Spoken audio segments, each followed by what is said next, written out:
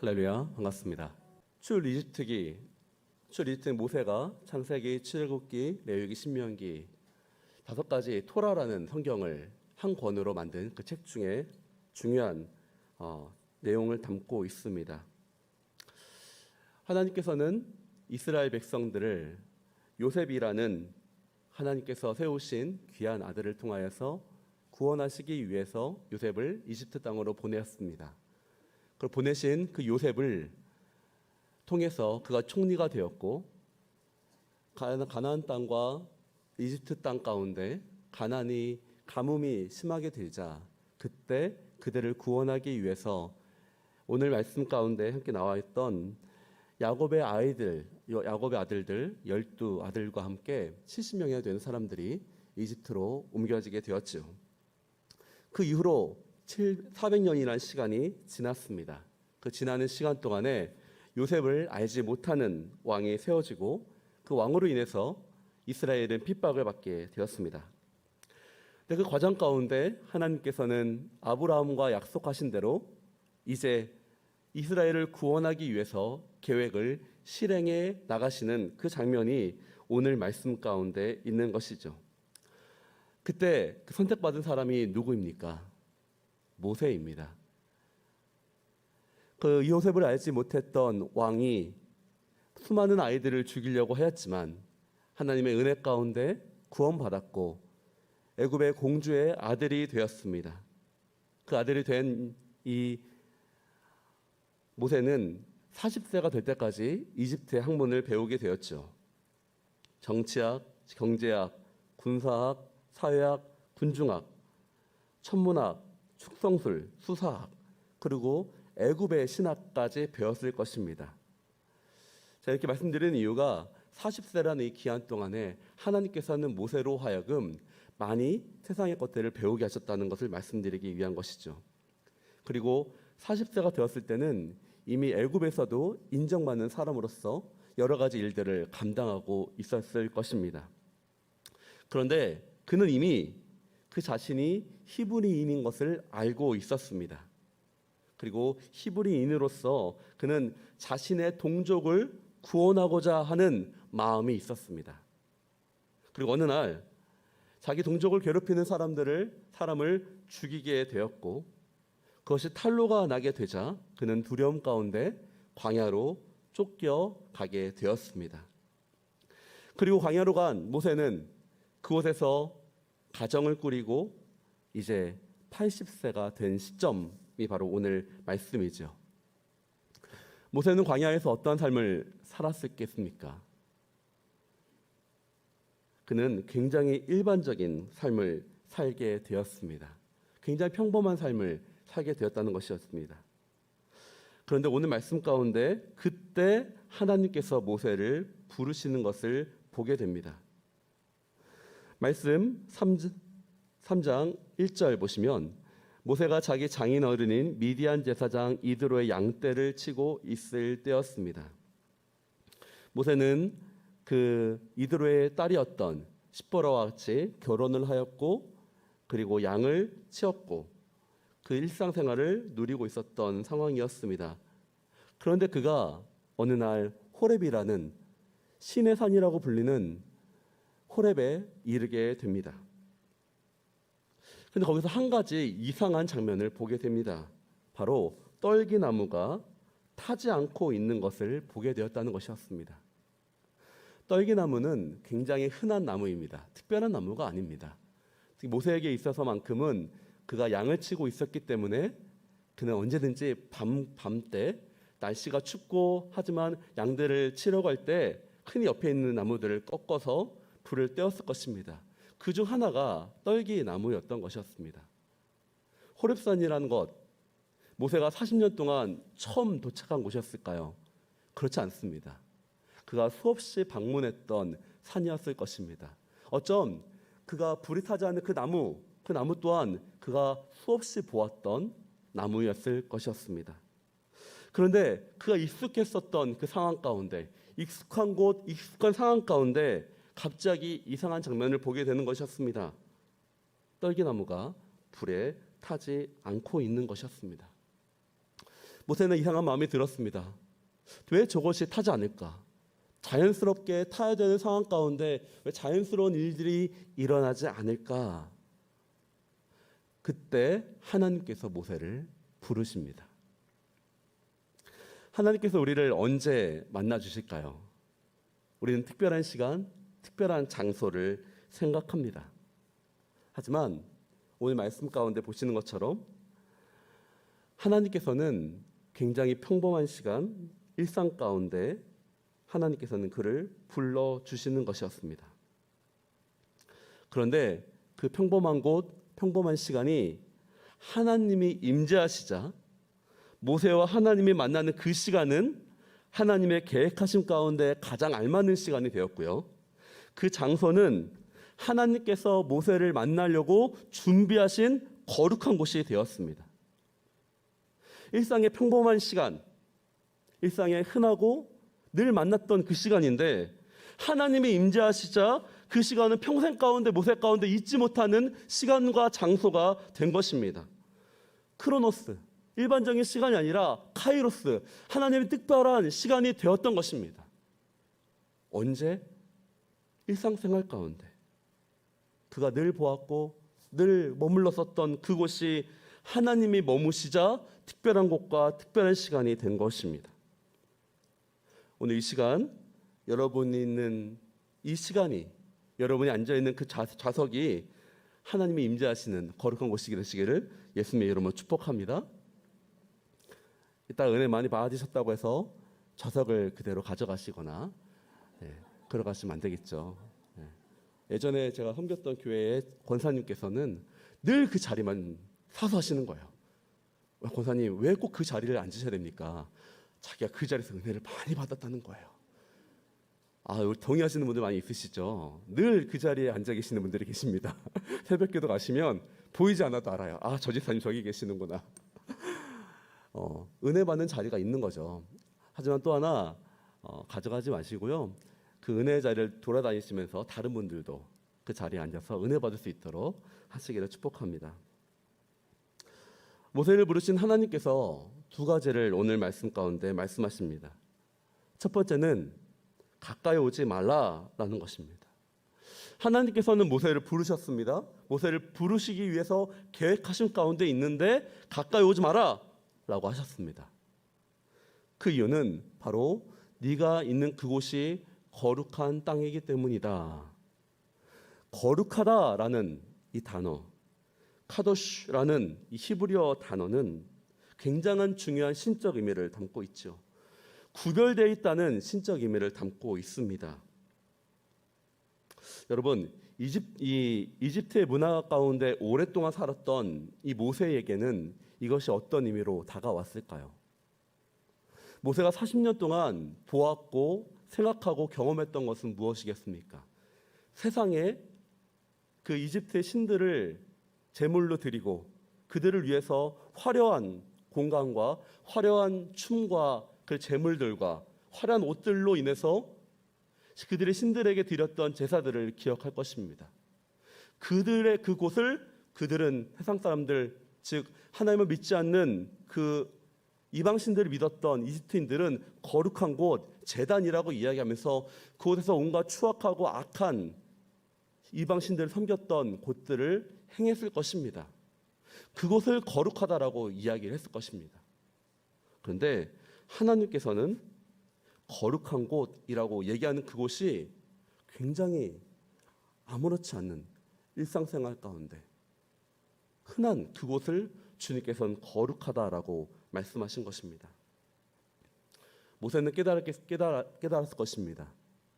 무엇이냐면 거룩하다라는 것은 어떤 외향적인 것이 아니라 하나님이 계신 그곳, 하나님과 함께 머무는 그 시간, 그곳이 바로 거룩한 곳임을 모세는 깨달았을 것입니다. 그러면서 모세는 두려워했습니다. 그 거룩함을 마주하자 모세 가운데 느꼈던 감정은 두려움이었습니다.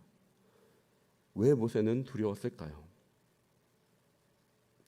하나님께서 말씀하시죠. 6절 말씀 보면 하나님이 먼저 말씀하십니다. 나는 네 조상의 하나님 곧 아브라함의 하나님 이삭의 하나님, 야곱의 하나님이다 라고 하였습니다. 왜 하나님께서는 모세에게 이 말씀을 하셨을까요? 우리는 조금만 더 묵상을 하다 보면 이 말씀을 하신 이유를 깨달을 수 있습니다. 모세가 40년 전에 어떤 일이 일어났습니까? 그는 40년 전에 애굽의 왕자로 있었지만 자신이 히브리인인 것을 알고 있었습니다. 그래서 그의 동족을 돕고 싶어 했습니다. 그가 만약에 자신 혼자만의 유익을 구했다면 그냥 애굽 왕국 안에서 그대로 있으면 됩니다. 돌아다니지 않아도 됩니다. 하지만 그는 동족을 돕고 싶은 마음이 그 한가운데 뜨겁게 있었고, 그러기 위해서 어떻게 하면 히브리인들을 도울 수 있을까라고 돌아다니던 중에 그 사건을 만나게 된 것입니다. 2장 11절, 12절 말씀을 함께 보도록 하겠습니다. 레위기 2장 11절, 12절 말씀입니다. 시작. 어느 날 모세는 자기 민족이 있는 곳에 나갔다가 그들이 중노종하고 있는 것을 지켜보았습니다. 모세는 어떤 이집트 사람이 자기 동족인 히브리 사람을 때리는 것을 보다가 이리저리 살펴 아무도 없는 것을 보고는 이집트 사람들의 머릿속에 묻었습니다. 자기 민족이 있는 곳을 나갔다. 자기의 히브리 있는 것을 알고 그들을 어떻게 하면 도울 수 있을까라고 찾았던 것입니다. 그런데 자신의 힘으로 행했던 일이 드러나게 되자, 바로에게 알려지자마자 그는 이제 도망가서 광야에서 40여 년 동안 도망자 신세를 지내게 된 것이죠. 그의 마음 가운데 어떤 마음이 들었겠습니까? 그는 아브라함의 하나님, 이삭의 하나님, 야곱의 하나님은 어디 계십니까? 내가 그렇게 사랑했고 그 나의 어머님으로부터 이야기를 들었던 그 수많은 기적의 사건들을 행하셨던 그 하나님은 지금 어디 계시기에 나로 하여금 이런 어려운 시간을 보내게 하십니까? 내가 무엇을 위해서 이 일을 행했습니까? 나의 동족을 위해서 이런 일을 행하지 않았겠습니까? 라고 항변했을 것입니다. 그 높은 애굽의 땅의 왕국 왕자의 직위를 내가 그대로 누릴 수 있었는데도 불구하고 하나님이 사랑하는 그 동족들, 하나님의 백성들을 위해서 내가 힘써서 일했는데 그 결과는 도대체 뭡니까? 도망자 신세가 된 것이 아니겠습니까? 자신이 숨없이 공부했던 공부들, 수사, 점성술, 군사, 그 모든 것들이 다 필요 없어지게 되었습니다. 양을 치는데 무슨 수사학이 필요하겠습니까? 양을 치는데 어떤 축성술이 필요하겠습니까? 자신이 오랫동안 배우고 했던 것들이 다 쓸모 없어지는 그 시간들을 40여 년이라는 시간을 모세는 보낸 것입니다. 자신이 원했던 길대로 되지 않고 자신이 원치 않는 길대로, 자신이 바라보지 않았던 생각대로 자신이 흘러가는 것을 모세는 40세부터 80세까지 그 시간을 보냈습니다. 그 안 가운데 하나님을 향한 원망, 주님은 그거를 아셨기 때문에 모세에게 이야기하는 겁니다. 네가 그렇게 말했던, 네 마음속에 그렇게 질문했던 내가 그 아브라함의 하나님, 이삭의 하나님, 야곱의 하나님이다 라고 주께서 모세에게 자신을 드러내고 계신 것입니다. 그때 모세는 하나님께서 자신의 죄를 드러내시자 어떠한 반응을 보였습니까? 두려워하였습니다. 6절 뒷절 말씀이죠. 모세는 자신의 얼굴을 숨겼습니다. 모세는 하나님 보기가 두려웠기 때문입니다. 죄인된 우리가 하나님을 마주했을 때 가장 첫 번째 보이는 모습은, 반응은 두려움입니다. 창세기 3장 8절에서 10절까지 말씀입니다. 함께 읽겠습니다. 시작. 서늘한 바람이 부는 그날 동산을 거니시는 여호와 하나님의 소리를 듣고 아담과 그의 아내가 여호와의 낯을 피해 동산의 나무 사이로 숨었습니다. 여호와 하나님께서 아담을 부르시며 네가 어디 있느냐 하고 말씀하셨습니다. 아담이 대답했습니다. 제가 동산에서 하나님의 소리를 듣고 벌거벗는 것이 두려워 숨었습니다.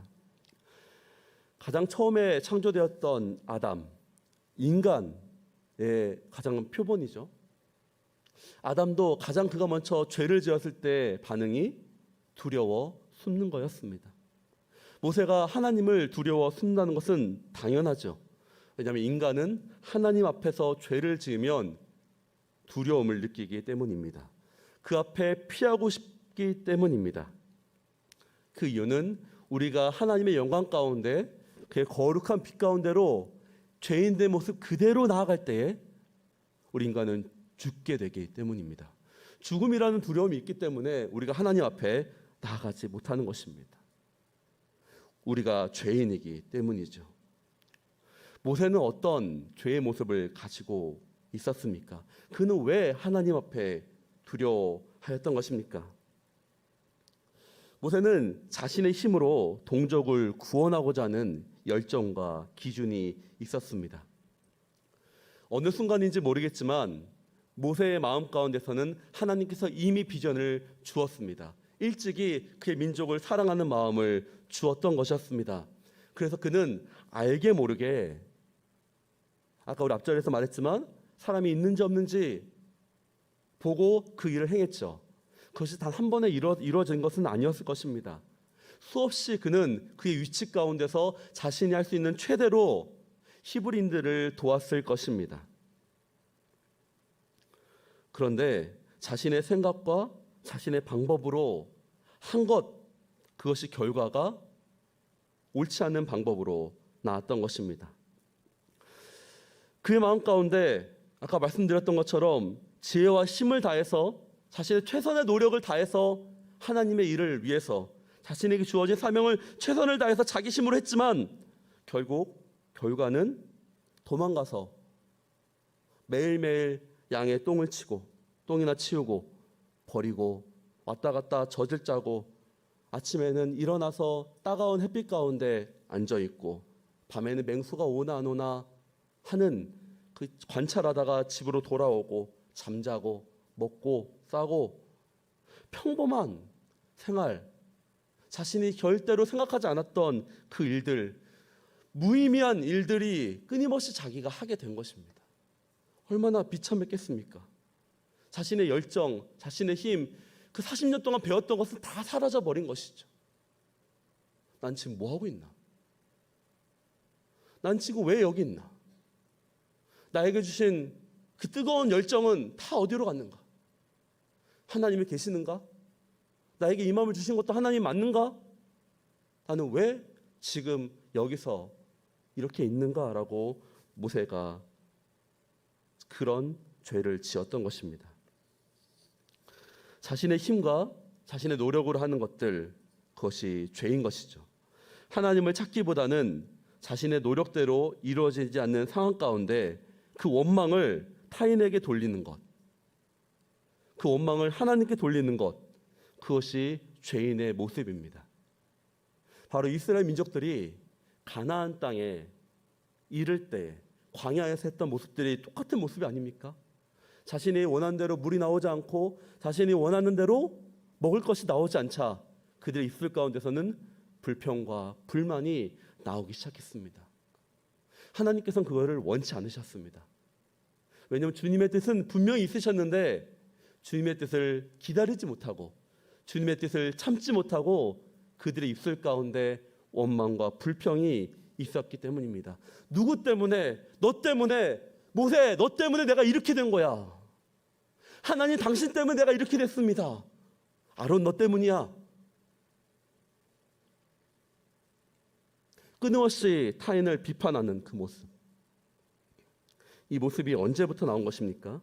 바로 창세기 처음 아담과 하와가 죄를 지었을 때에 하와 너 때문이야. 하나님 저 뱀 때문입니다 라고 했던 인간의 죄성이 거기서부터 나오는 것입니다. 그것이 죄의 시작이죠. 우리 사랑하는 온누리교회 여성 성도님들, 우리는 죄인임을 기억하십시오. 우리 힘듦이 남편 때문이라고 혹은 자녀 때문이라고 말하는 죄인입니다. 나의 힘듦이 장모, 나의 어머니, 시누이 때문이라고 이야기하는 죄인입니다. 나의 어려움이 사회적 시스템의 악함 때문이라고 이야기하는 죄인입니다. 나의 어려움이 나와 함께 일하고 있는 동료들 때문이라고, 상사 때문이라고 하는 죄인입니다. 내 영적인 상태가 목사님 때문이라고, 순장님 때문이라고 이야기하는 죄인입니다. 내 노력대로, 내 원하는 방향대로 되지 않으면 그 핑계를 다른 사람에게 넘기는 죄인입니다. 우리가 죄인임을 우리는 이 모세의 장면을 통해서 깨달을 수 있는 것입니다. 그런데 그런 죄인 가운데 주께서는 먼저 찾아오십니다. 그의 나이 80세가 되었을 때에 그가 다 포기하고 원망할 힘조차도 없을 그때에 하나님께서 모세에게 찾아오십니다. 이제 하나님의 때가 시작되었습니다. 모세에게는 그 시간이 필요했기 때문에 하나님께서 그대로 두신 것이었습니다. 더 빨리 주님께서 찾아올 수 있었겠죠. 어쩌면 41세에 바로 오실 수 있을 것입니다.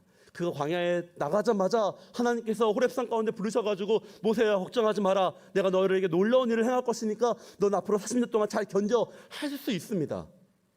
근데 만약에 그때 주님께서 일찍이 비전을 주었다면 모세는 자기의 것을 놓지 못했을 것입니다. 모세에게는 시간이 필요했습니다.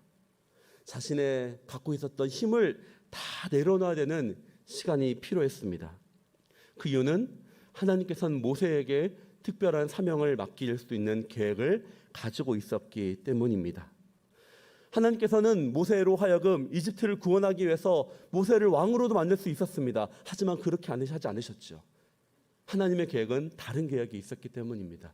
하나님은 모세로 하여금 이스라엘 백성들을 구원해서 광야를 지나서 가나안 땅에 도착해서 가나안 땅에는 7 족속들을 다 없애고 그것을 거룩한 하나님의 나라로 만들고자 하는 것이 하나님의 뜻이었습니다.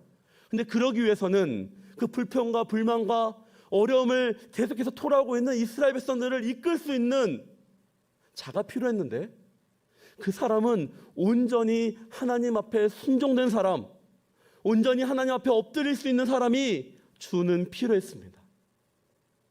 그리고 그 시간을 위해서 하나님만을 의지하고 하나님만을 신뢰할 수 있는 모세로 만드시기 위해서 40여 년의 시간을 순종을 배우는 시기로 모세를 두었던 것이었습니다. 그래서 자신의 힘으로 하려고 했었던 것들이 나타날 때마다 열매가 맺어지지 않도록 온전히 하나님을 의지할 때만 열매가 맺어질 수 있도록 하나님께서는 하십니다. 모세에게 있어서 그 고난은 하나님이 그를 사랑하시고 그를 만드시는 방법이었던 것이었습니다. 그리고 하나님의 때에 이제 하나님께서는 모세에게 하나님의 그 거룩하신 큰 뜻과 사랑을 보여주십니다. 이제 모세는 자신이 힘으로 만들었던 그릇이 다 부셔지고 하나님이 만드신 그릇으로 만들어지고 있었기 때문입니다. 어떤 그릇이 되기를 원하십니까? 우리 늘 기도하죠. 하나님께서 원하시는 그릇으로 나를 써주십시오. 특히 여기 있는 우리 귀한 여성도님들은 하나님을 너무 사랑하시는 걸 제가 알고 있습니다. 하나님께 젊었을 때 주님께 기도하지 않았습니까? 주님 저를 사용하여 주십시오. 저를 주께서 원하시는 바로 인도하여 주십시오. 그래서 주님이 깨트리시는 거예요. 그래서 주님이 지금 우리 가운데 나의 높아져 있던 마음들을 깨트리고 있는 시간을 우리가 갖고 있는 것입니다. 때로는 이해할 수 없는 시간이 우리 가운데 닥쳐올 때마다 하나님을 신뢰하십시오. 하나님을 믿으십시오. 주께서 우리를 인도하십니다. 19세기에 위대한 목회자였던 앤드류 머레이는 겸손에 대해서 이렇게 말했습니다. 감사합니다. 같이 한번 읽어볼까요? 시작.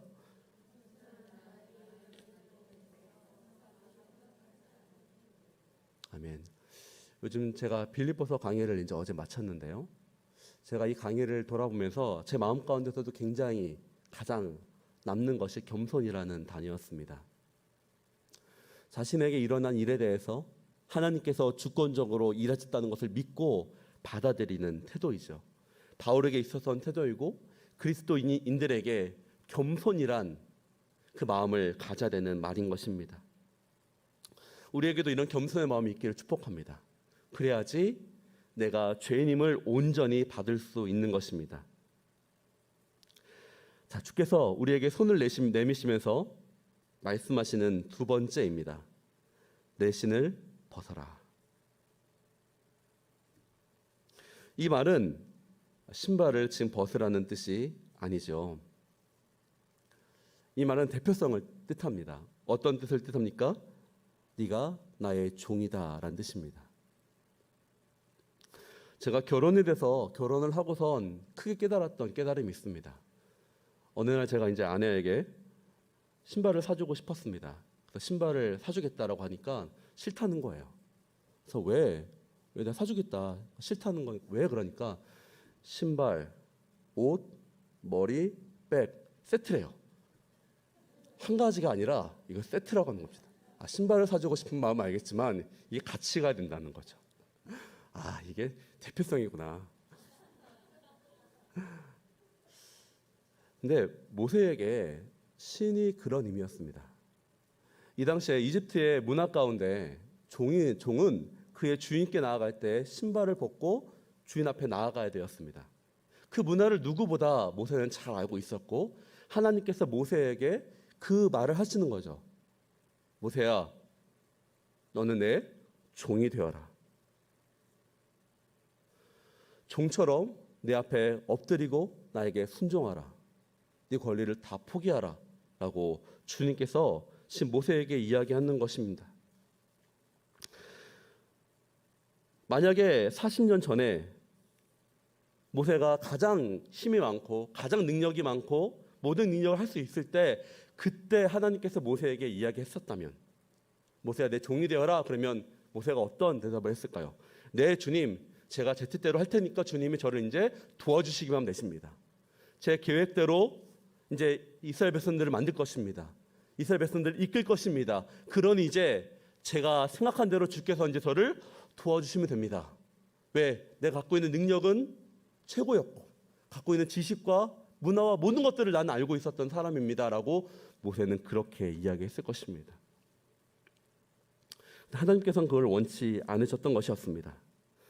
모세의 모든 노력과 모든 힘과 모든 것이 다 무의미하다라고 다 놓았을 그 순간 모세에게 주님께서는 그때 모세에게 종이 되어라 라고 말씀하신 것이었습니다. 우리 사랑하는 주 안에서 사랑하시는 우리 귀한 성도님들, 종의 가장 큰 특징이 무엇인지 아십니까?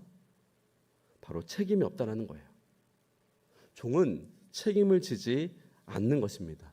똑같은 일을 해도 종은 책임지지 않습니다. 가게를 운영하죠.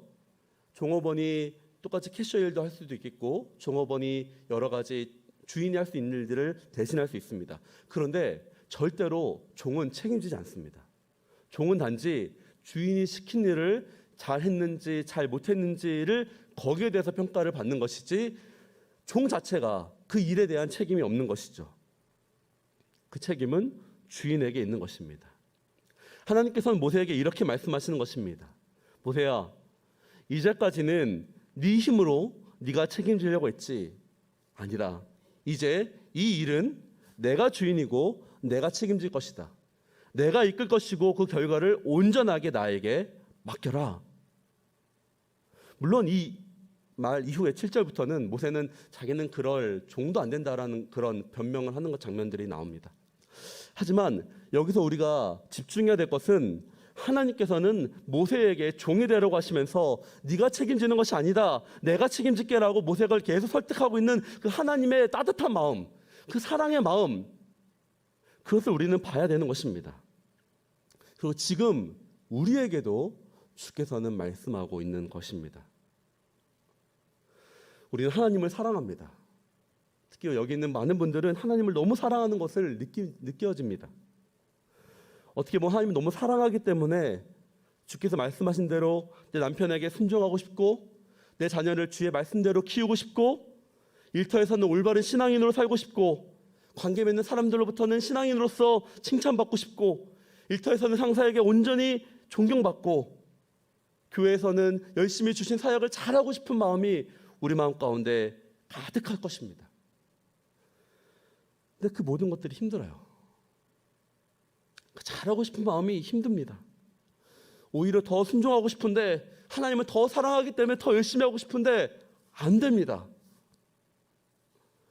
그 이유는 그 결과까지 내가 원하는 방향대로, 내가 원하는 힘대로, 내가 원하는 결과를 가지고 오고 싶은 내 안에 내 힘과 욕심이 있기 때문입니다. 그래서 힘든 겁니다. 사단은 우리를 속입니다. 내 힘으로 열심히 해라. 네 힘으로 열심히 해야지 너는 하나님 앞에 인정받을 수 있어.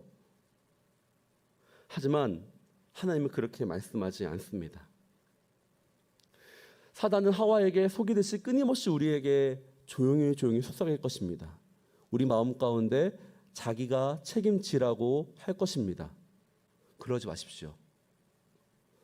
가정의 책임은 남편에게 있습니다.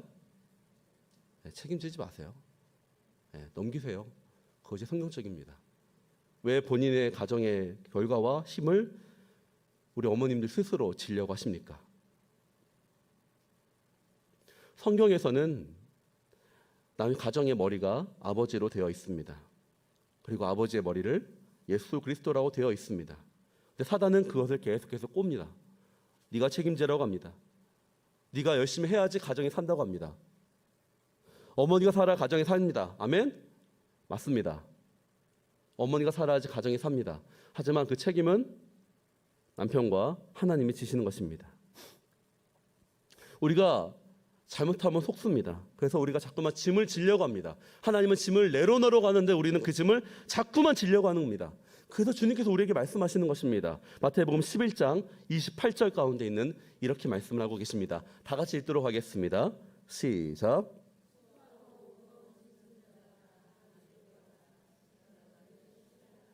아멘.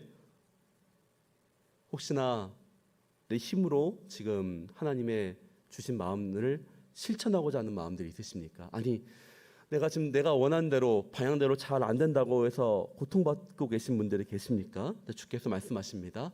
다 내려놔라. 다 내려놔라. 나에게 맡겨라. 이건 일을 하지 말라는 것이 아닙니다. 그 결과를 나에게 온전히 맡겨라 라고 하는 주님의 사랑의 말씀입니다. 혹시 이 시간 가운데 하나님을 믿지 않는 분이나 예수 믿으신 지 얼마 되지 않는 분들이 있다면 이분에게 권면드립니다. 예수님을 믿으십시오. 예수님을 따르십시오.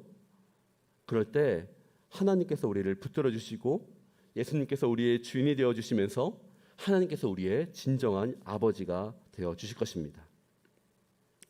자, 이제 종은 자신의 모든 갖고 있는 능력을 주인의 뜻대로 살기로 결정합니다.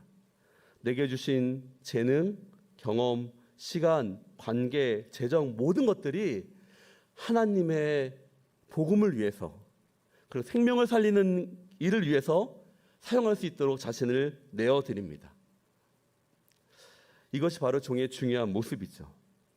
내가 나이가 많던 간에 나이가 적던 간에 나의 상황이 남들에게 떳떳하지 못하는 상황일지라도 때로는 내가 질병으로 인해서 어려운 상황에 있을지라도 내가 아무런 능력이 없는 것처럼 보일지라도 때로는 내 마음 가운데 비전조차 없이 막막할지라도 주께서 우리를 부르신다면 주께서 우리를 선택하셨다면 우리는 주 앞으로 순종으로 나아가야 되는 것입니다. 이것이 믿음입니다. 이것이 겸손한 믿음입니다. 나의 어떠함을 보는 것이 아닌 하나님께서 나를 책임져 주시고 하나님의 나를 붙잡아 주실 것이라는 그 믿음의 겸손한 믿음, 나 이 상황을 주께 온전히 맡겨드린다는 그 믿음이 바로 겸손의 믿음인 것입니다. 이로 인해서 하루하루 하나님 안에서 자유하시기를 축복합니다. 그날 할 수 있는 것 최대로 하시고 내일 일은 내일 걱정하십시오. 정죄감 가운데 있지 마십시오. 매일매일 하나님 앞에 자신을 내어드릴 때, 자신의 책임을 내어드릴 때, 자신의 남편을 내어드리고 자녀를 내어드리고 일터를 내어드리고 우리 시부모님을 내어드리고 시누이를 내어드리고 그럴 때 하나님께서 우리를 붙들어 주십니다. 왜냐하면 하나님이 나보다 내 남편을 더 사랑하십니다. 하나님이 나보다 내 부모님을 더 사랑하시고 하나님이 나보다 내 자녀를 더 사랑하십니다. 그리고 그분이 키우시는 게 더 좋습니다. 우리의 부족함으로 키우는 것이 아니라 하나님의 능력대로 키우는 것입니다. 최선을 다하십시오. 네, 최선을 다해야 됩니다. 하지만 그 결과는 온전하게 주님께 맡겨드리십시오. 그럴 때 하나님께서 사랑하시는, 하나님께서 붙들어 주시는 귀한 우리의 하나님의 종이 될 것입니다. 아멘.